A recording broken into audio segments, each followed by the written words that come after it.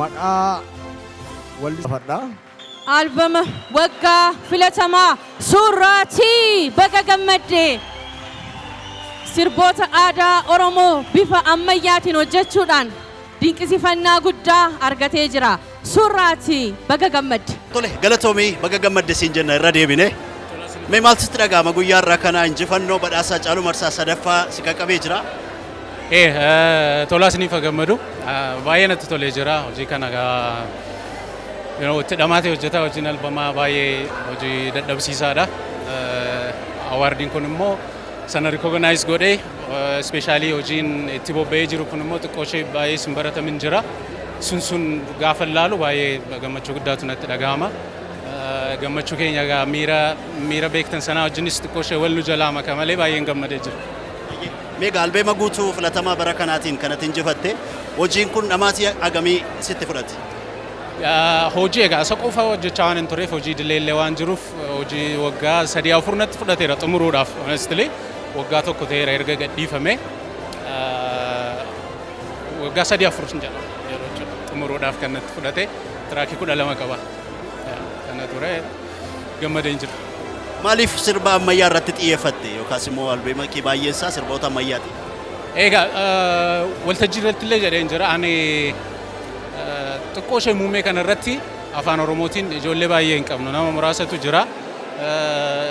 Yoo wallee sanan jaallatta ta'e immoo hinaafaas keessatti uumuu qaba wanti sun maaf afaan Oromootiin hin jiru waan jedhu yeroo dheeraaf kan warra alaas nan hordofan ture.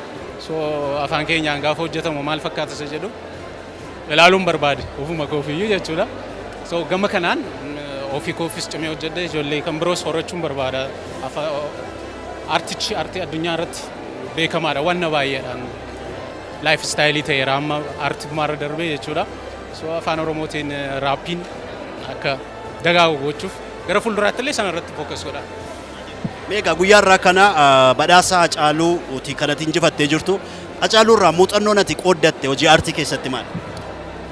Haacaaluun nama hojii artii keessatti namoota accuracytti dhiphatan jira miti akka jechoota akkaataatti jedhu waan ibsachuu barbaade amma sirriitti ibsatutti hin quufu guyyaa tokko qofa kan inni stuudiyoo keessatti argee guyyaa tokkitti sanatti gorsa guddaa irraa fudhadhe hojii kanallee jabaadhutti fufisirraa tola gama kanaan nama hin qabnu naan jedhe gorsa yeroo maatiif yeroo arge naan jedhe sun illee galaanaa ta'a jechuudha gara fuulduraatti.